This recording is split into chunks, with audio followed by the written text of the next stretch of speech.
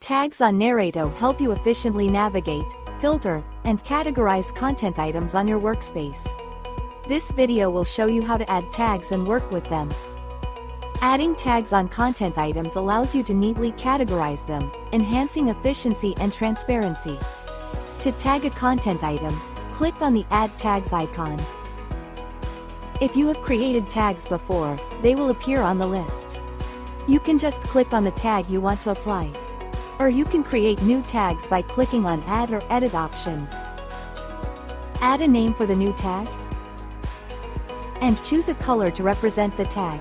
Different colors for different tags help visually identify them as well. Then, click Save. The new tag is saved and you can simply click on it to apply it to the content item. All the tags on a content item will be visible under the Tags column. Tags also allow you to filter content items easily. For this, click on Filter at the top, and choose to filter by tags. On the Tags drop-down field that appears, select the tag you want to filter by. Let's say we want all news articles to be filtered for viewing. So we choose the News Article tag, and all content items tagged as news article will be served up for you. That's how easy it is to categorize and sort content items on Narrato.